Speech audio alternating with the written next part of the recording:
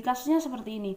Pernahkah kamu membeli makanan, ketika dimakan di tempat itu rasanya enak, tapi ketika dibawa pulang rasanya jadi berubah, jadi sangat tidak enak? Pernahkah? Kalau pernah, tonton videonya sampai selesai.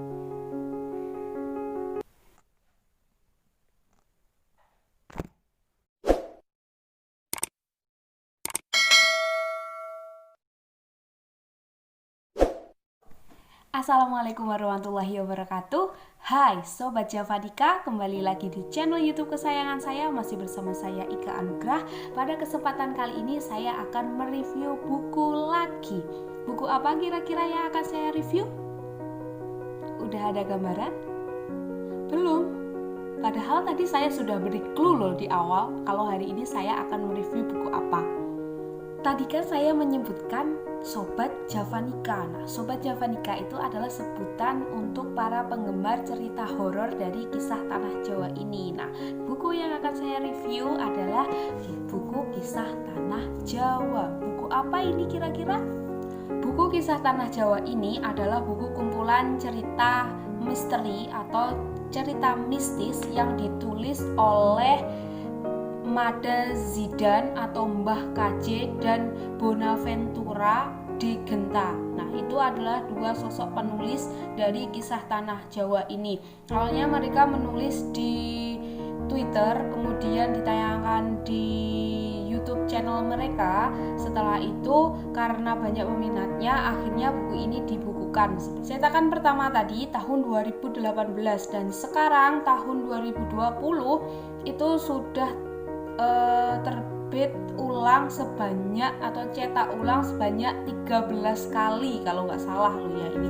Dan buku ini juga sudah terbit lagi buku-buku lainnya. Yang buku-buku yang kedua itu namanya Kisah Tanah Jawa, Kisah Lelembut atau apa, nanti saya tayangkan di sini. Kemudian yang kedua itu tentang pocong atau apa gitu loh. Terus pokoknya ada 4 series buku yang ada, nanti saya tayangkan lagi di sini ya.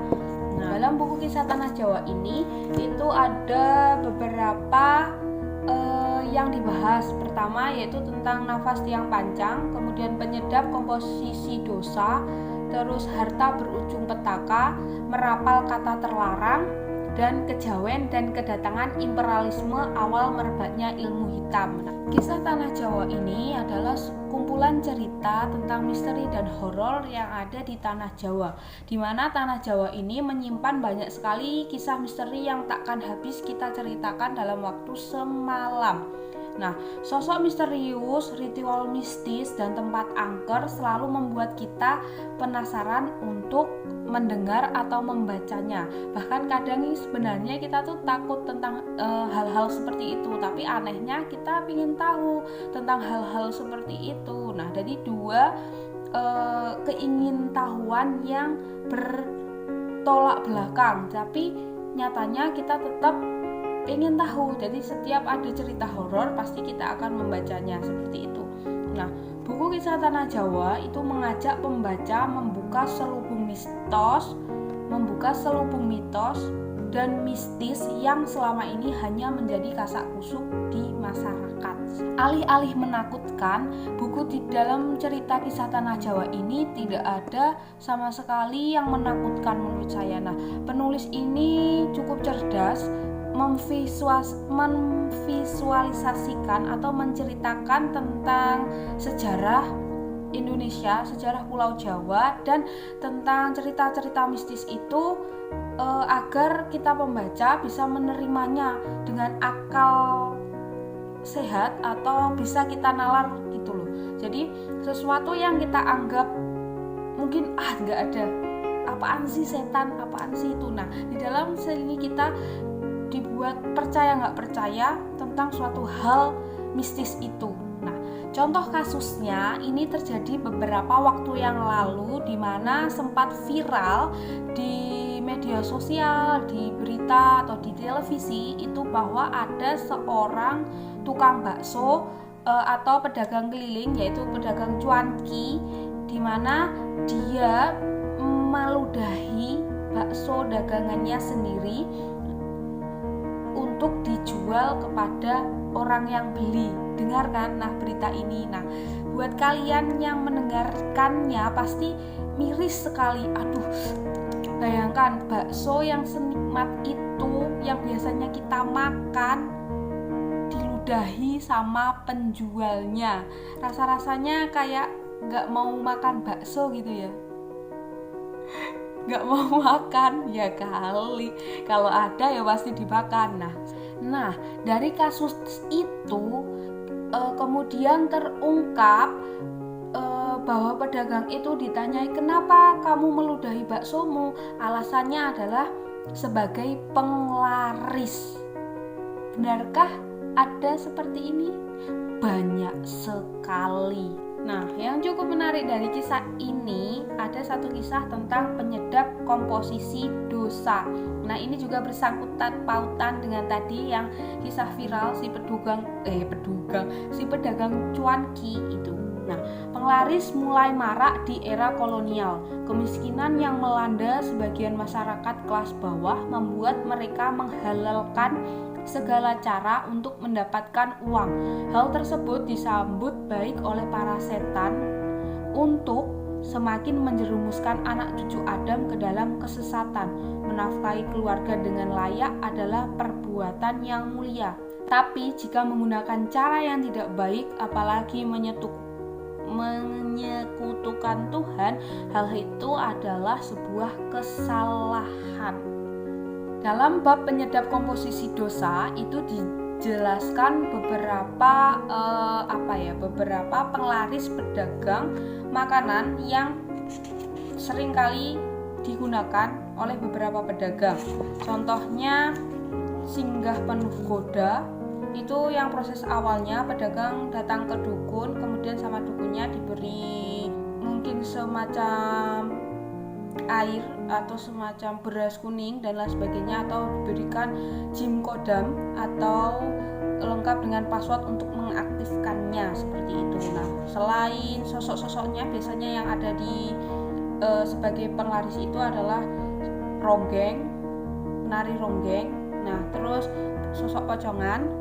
Selain itu di kisah penglaris tadi juga ada kafan sumber kenikmatan. Nah, pernahkah kamu membeli, kasusnya seperti ini, pernahkah kamu membeli makanan, ketika dimakan di tempat itu rasanya enak, tapi ketika dibawa pulang rasanya jadi berubah jadi sangat tidak enak? Pernahkah?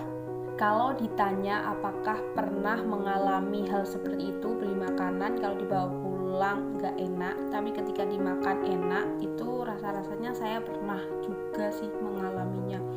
Ketika saya makan di tempat itu saya lahapnya luar biasa, tapi ketika saya bawa pulang rasanya itu sudah sangat gak enak sekali karena udah dingin.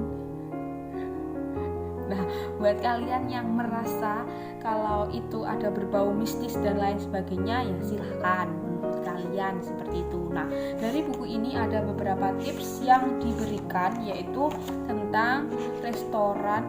Mungkin banyak sekali pertanyaan tentang apakah ada identifikasi atau ciri-ciri khusus tentang restoran atau warung atau penjual yang memakai itu tadi, mistis tadi, pocong, ludah pocong itu tadi. Nah, mungkin ciri-cirinya itu adalah menurut buku ini ya, lagi-lagi ini menurut buku ini, ciri-cirinya itu biasanya yang menggunakan kekuatan ludah pocong, tempat usahanya tampak kurang pencahayaan atau remang-remang. Pengunjungnya berlimpah ruah, bahkan sampai rela antri lama-lama. Selain itu, di depan tempat makan itu kadang ada pohon yang biasanya digunakan untuk istirahat sosok pocong selepas tempat makan itu ditutup.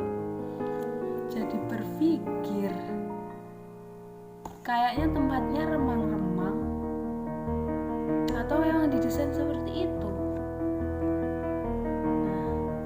Hati-hati ya, hati-hati ada di sini. Tenang, buat kalian yang merasa jadi takut untuk untuk makan di luar, jangan takut, tenang, ada kok penangkalnya, ada. Nah, ketika kamu datang ke sebuah restoran atau tempat makan, itu jangan, kalau makanannya sudah datang, pertama yang harus kamu lakukan itu adalah berdoa, bukan memfoto kemudian menguploadnya di sosial media. Nah, karena dengan berdoa itu aji-aji yang tadi atau mantra-mantra yang diberikan atau ludah pocong tadi akan sirna seperti itu. Tapi kalau kamu memfotonya kemudian kamu upload di sosial media, si pocong tadi ikut bersorak gembira. Jadi kamu mau pilih yang mana itu terserah kamu sendiri. Nah, selain setan penglaris tadi, di buku ini itu banyak sekali sosok-sosok atau diceritakan sosok-sosok lainnya tentang kumpulan para setan seperti itu. Seperti tentang ternyata pocong itu ada yang gundul, terus ternyata kuntilanak itu ada yang laki-laki, namanya kuntilaki. Nah, di sini itu dijelaskan secara mendetail seperti itu. Nah, dari buku ini yang cukup misterius itu katanya beberapa pembaca itu banyak ditemui atau ketika mereka membaca, mereka didatangi oleh sosok pocong gundul seperti itu.